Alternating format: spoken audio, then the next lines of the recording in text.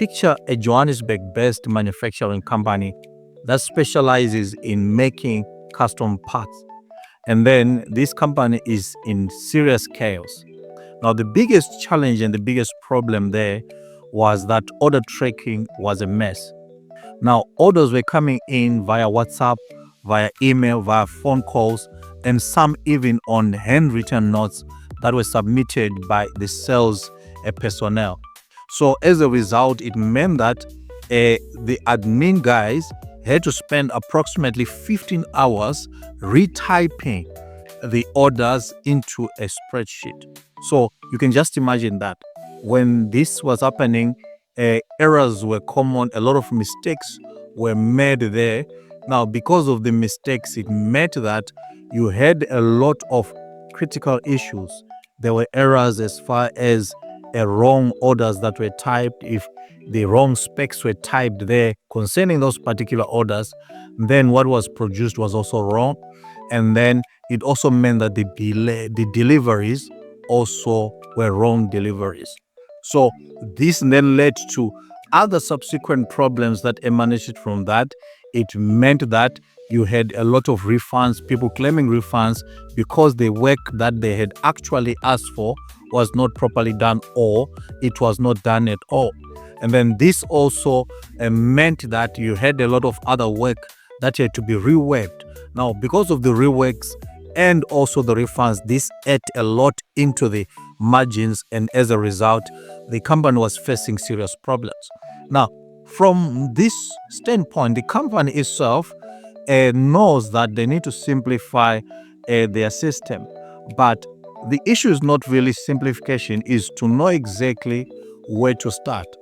Fair and fine, you know what to do, you know what must be done, but how to carry about that particular process then becomes a real big problem. Now, instead of now burying themselves into looking at CRM demos and actually investing in a CRM software, they did something different.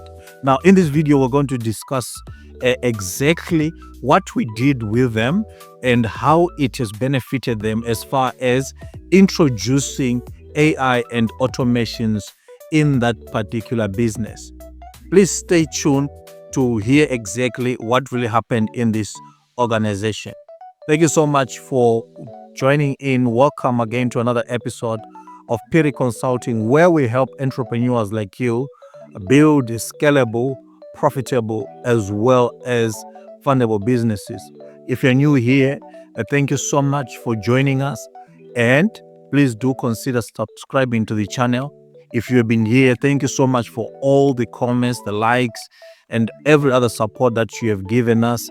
The suggestions, we really like the suggestions that you are sending through the comment section. Thank you so much to everybody who has supported us so far on this journey to build entrepreneurs that are successful in South Africa and the globe. Okay, so as far as AI and automations are concerned, you've heard a lot of stories. You have seen people making millions and so forth, other startups that are worth billions within a few months and so forth. But you have wondered exactly how does that translate to success to you? So you might find that you have not automated your business, or maybe the kind of automations that you are using are not working because they are not tailored to your organization.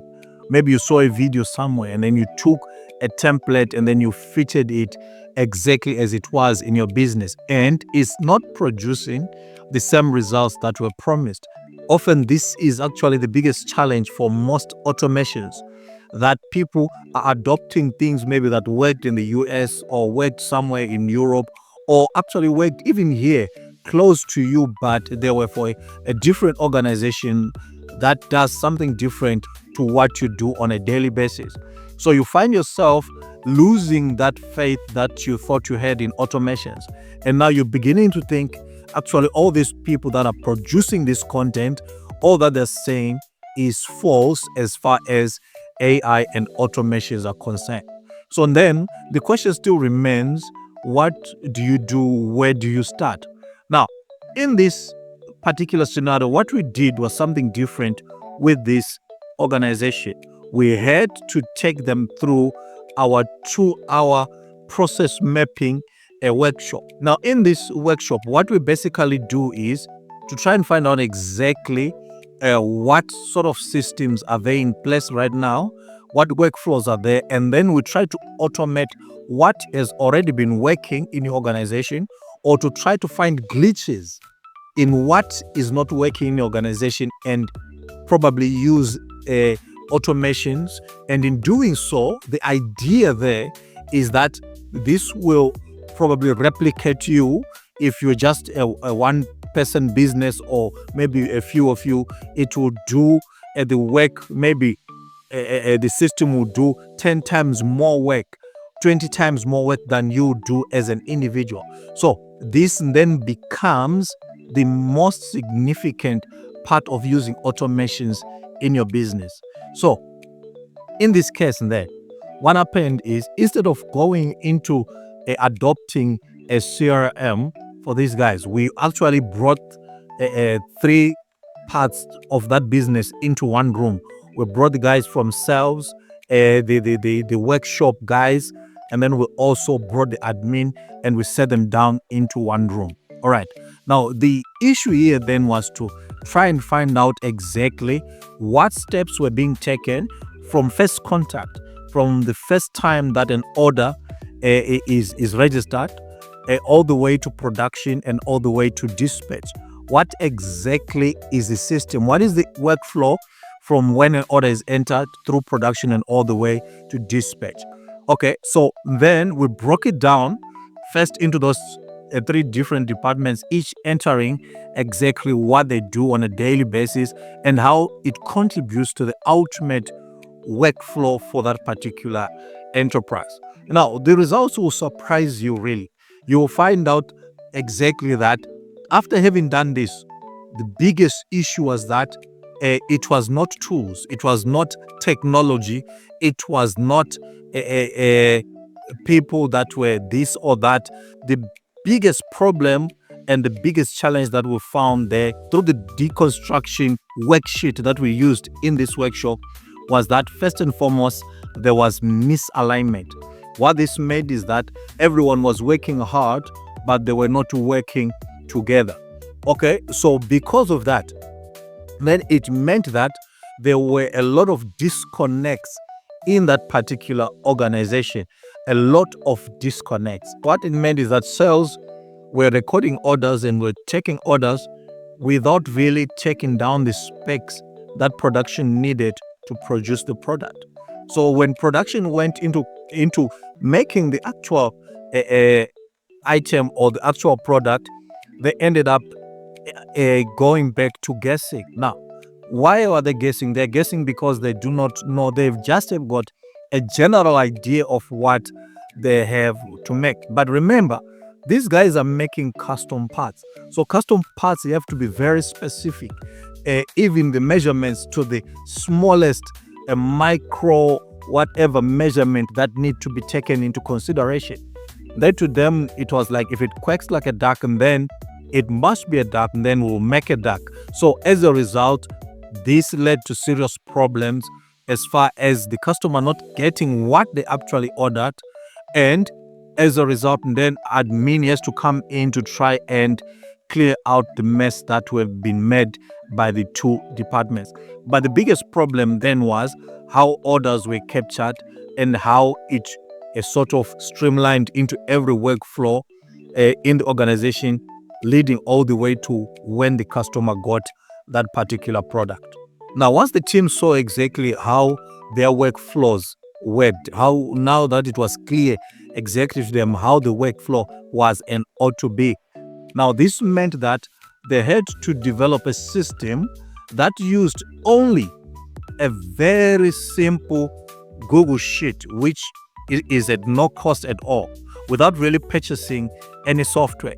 Now, what this meant was they had to come up with a form, and this form would capture all the other leads. Now, remember we said earlier that all the orders were coming from different areas, right? Some were coming via phone calls, some were being recorded via email, maybe through the website and so forth.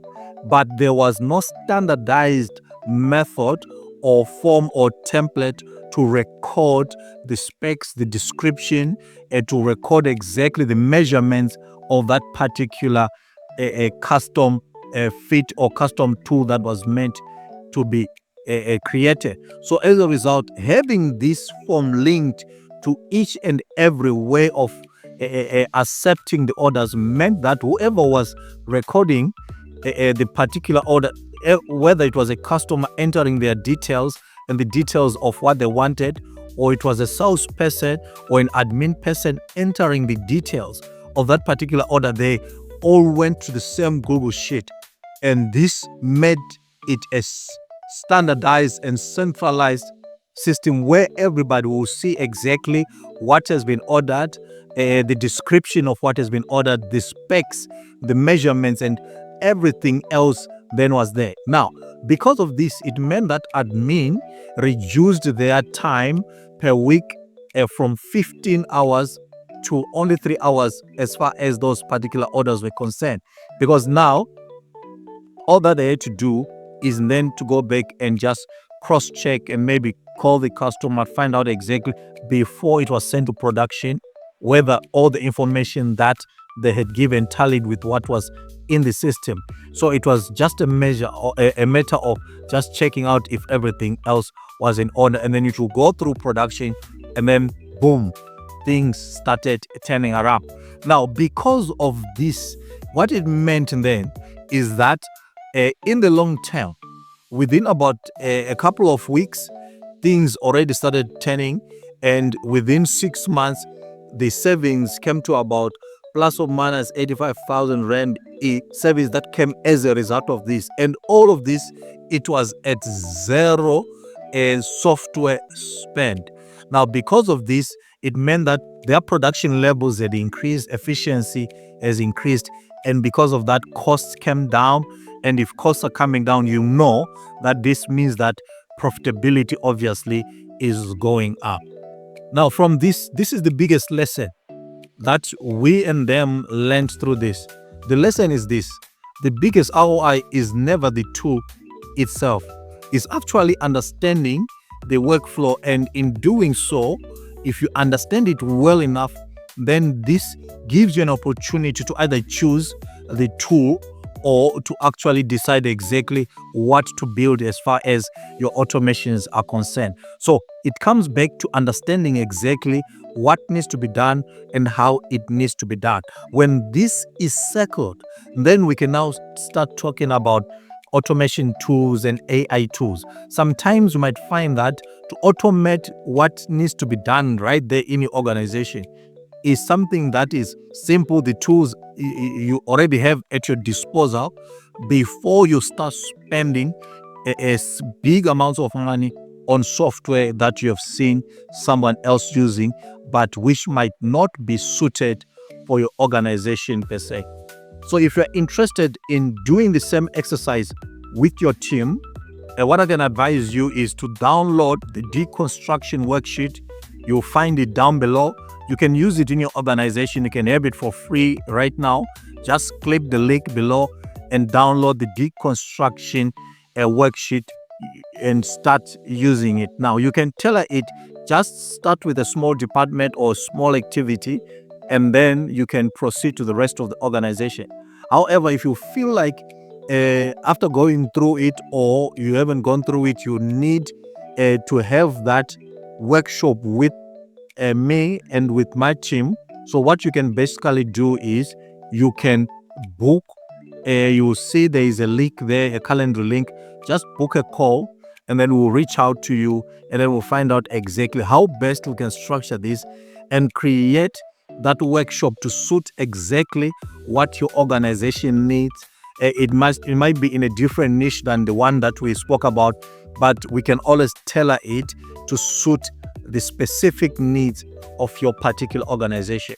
Now, from this, what we learn again is that there is so much benefit that AI is bringing, and all these automations are bringing, especially for businesses.